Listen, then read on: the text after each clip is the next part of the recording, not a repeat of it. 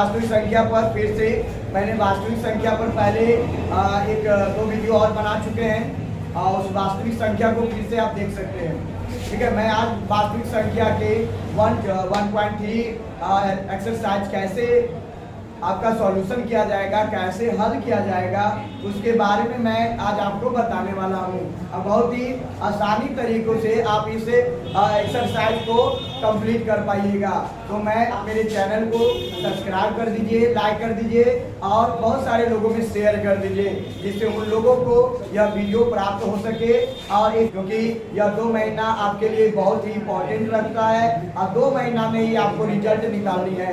अगर अच्छी रिजल्ट चाहिए, अच्छे तकनीक के साथ रिजल्ट चाहिए और एकदम सूझबूझ के साथ रिजल्ट चाहिए, तो आप बने रहिए हमारे साथ अगले एपिसोड तक। हमारा जो वास्तविक संख्या में एक्सरसाइज 1.3 पर आते हैं, तो 1.3 पर क्या होता है कि इसमें अपरिमेय संख्या को सिद्ध करना होता है।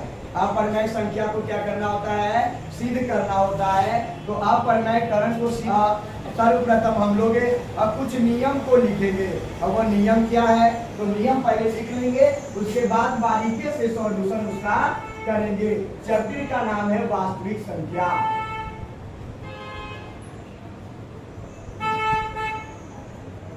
पाठ का नाम है वास्तविक संख्या।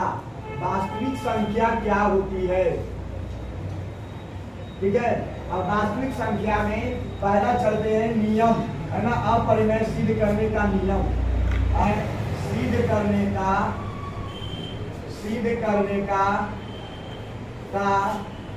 नियम, अपरिमेय सिद्ध करने का नियम, अपरिमेयकरण सिद्ध करने का नियम।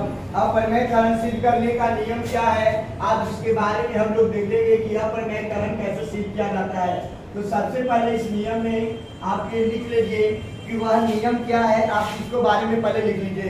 तो अपरिमेय सिद्ध करने के लिए सबसे पहले लिखना होता है कि माना कि अपरिमेय संख्या एक परिमेय संख्या है ना।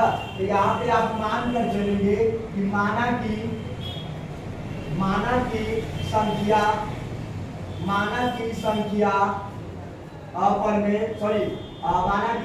परिमेय है। माना की संख्या क्या है? परिमेय है। फिर उसके बाद उस संख्या को दूसरा नंबर नियम में लिखेंगे, उस संख्या को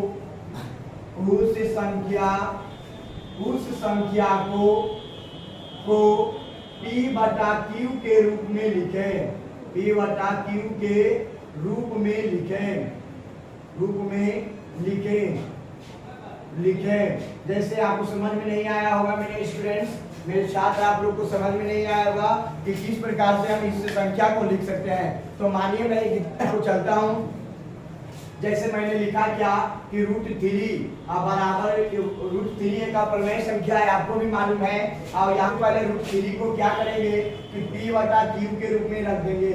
P/Q के रूप में क्यों रखेंगे स्टूडेंट्स? क्योंकि P/Q हमारा परिमेय संख्या का निशानी होता है।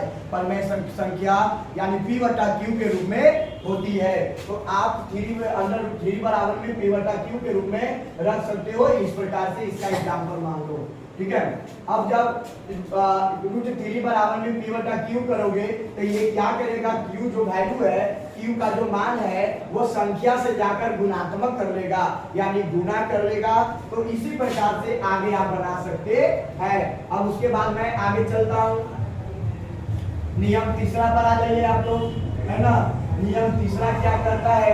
तीसरा नियम कहता है कि अगर वह संख्या अकेला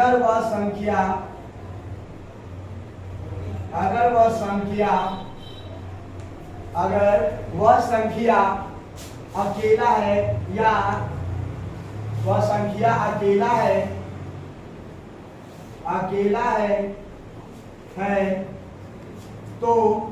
वह संख्या अकेला है तो उसके दोनों तरफ वर्ग करेंगे। उसके दोनों तरफ वर्ग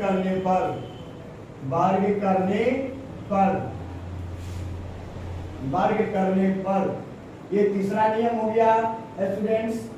ये चौथा नियम आपके बीच में आ जाएगा मेरे प्यारे स्टूडेंट्स, है ना।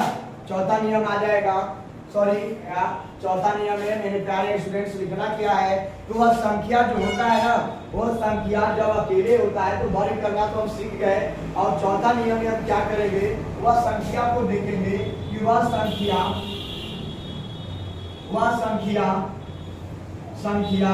भाज्य है या नहीं, भाज्य है या नहीं, भाज्य है या नहीं, और पूर्णांक है या नहीं, पूर्णांक है या नहीं।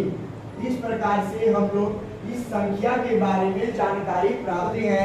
1.3 का एक्सरसाइज अप्रमेय क्रम सिद्ध करना है, जिसमें पहला एक क्वेश्चन आपको फ्रेंड्स मिलेगा। क्वेश्चन से पहला एक क्वेश्चन आपको मिलेगा कि √3 या √2 एक अपरमेय संख्या है। क्योंकि मैं किताब तो लिया नहीं हूँ, तो इस प्रकार से आपको दे देगा कि सिद्ध करे कि √2 एक अपरमेय संख्या है, या कहेगा जांच करे कि √2 एक अपरमेय संख्या है, या कहेगा दिखाइए कि √2 एक अपरमेय संख्या है। तो तीनों का मतलब एक ही होता है, तीनों का मतलब सिद्ध करना होता है।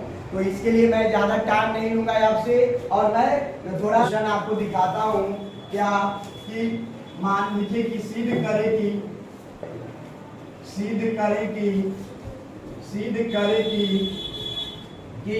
√2 एक अपरमेय संख्या है, √2 एक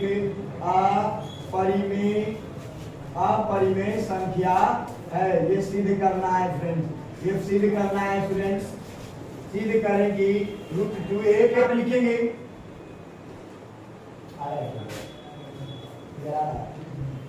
सबसे पहले लिखेंगे कि माना कि √2 एक परिमेय संख्या है, एक परिमेय संख्या है।